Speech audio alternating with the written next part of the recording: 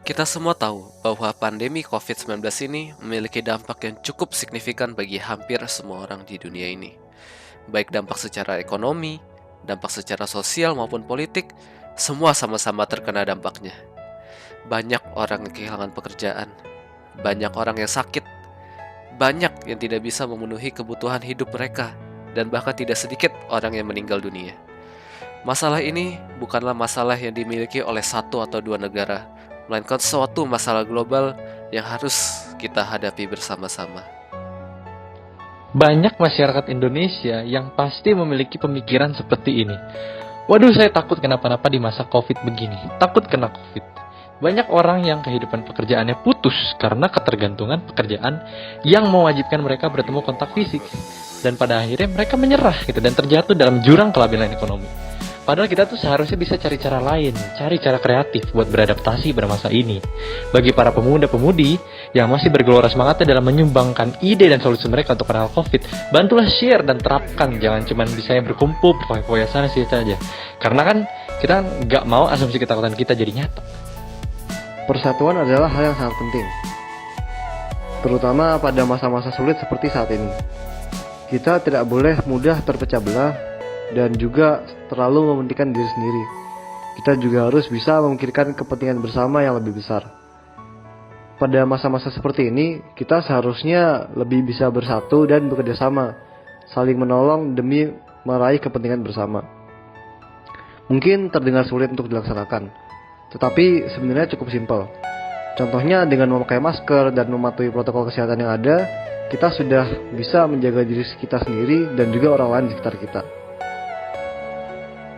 Pandemi COVID-19 ini dapat kita manfaatkan sebagai sebuah kesempatan untuk memupuk toleransi antar umat beragama di Indonesia.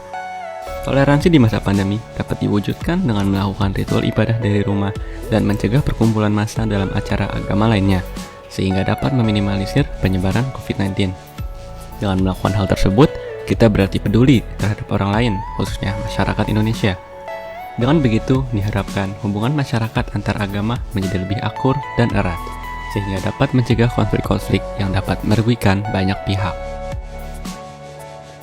Bagaimana cara kita meningkatkan kepedulian sosial di lingkungan kita? Caranya adalah kita harus bisa memahami situasi yang dihadapi masyarakat saat ini, terutama untuk masyarakat yang kurang mampu. Untuk itu, kita harus mengubah cara pandang kita terhadap masyarakat yang kurang mampu. Apa saja kondisi yang harus mereka hadapi di situasi saat ini? Di mana banyak sektor kehidupan yang berganti, banyak pekerjaan ataupun aktivitas yang harus terhenti. Jika kita sudah mengerti kondisi yang sedang mereka hadapi, maka kita bisa membantu mereka. Tidak hanya berlaku untuk masyarakat yang kurang mampu saja, tapi juga untuk seluruh orang yang mengalami kesusahan untuk hidup di masa pandemi COVID-19 ini.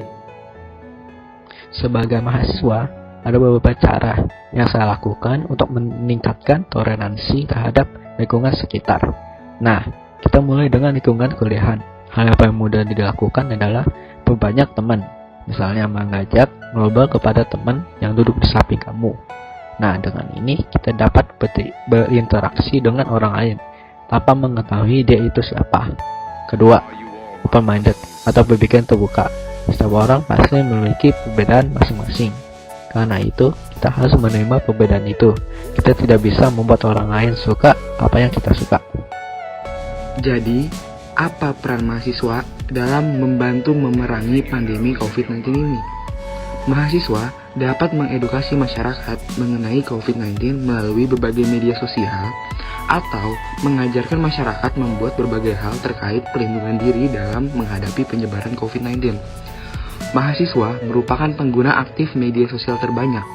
Materi edukasi yang sudah dibuat bisa disebarkan melalui berbagai media sosial seperti Instagram, Twitter, Facebook, Line, WhatsApp, TikTok, dan lain-lain. Tentunya dikemas dalam format yang mudah dimengerti oleh masyarakat luas. Bagaimana cara untuk mencegah terjadinya penularan COVID-19? Yang pertama, kita sudah tahu bahwa COVID-19 adalah virus yang sangat berbahaya dan sudah mendunia. Kita tidak bisa hanya menganggap sepele dengan COVID-19 ini.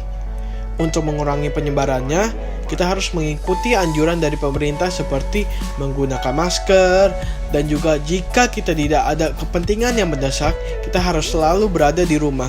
Nama saya Ardian Dani dari jurusan Cyber Security. Nama saya Axel Antonio dari jurusan Cyber Security. Nama saya Luis Renson. Saya Muhammad Raditya Nedi Pramana. Nama saya Zia Kashfi Nugroho dari Cyber Security. Nama saya Stanley Halim dari jurusan Cyber Security. Halo semua, nama saya Felix. Nama saya Daniel Angel Hawanto, jurusan Cyber Security. Ayo kita tingkatkan kepedulian sosial untuk sesama kita. Be supportive, be alert, be careful, be kind. Teman-teman, marilah kita bersatu supaya bisa melewati pandemi ini bersama. Yuk, mari kita bekerja sama, bergotong royong untuk mencegah pandemi COVID-19 ini. Mari bersatu dalam perbedaan. Ayo, tingkatkan toleransi terhadap lingkungan sekitar. Patuhi protokol kesehatan terus, and stay safe. Baiknya kita selalu menggunakan masker setiap kita akan pergi dan juga selalu jaga jarak atau physical distancing. Terima kasih.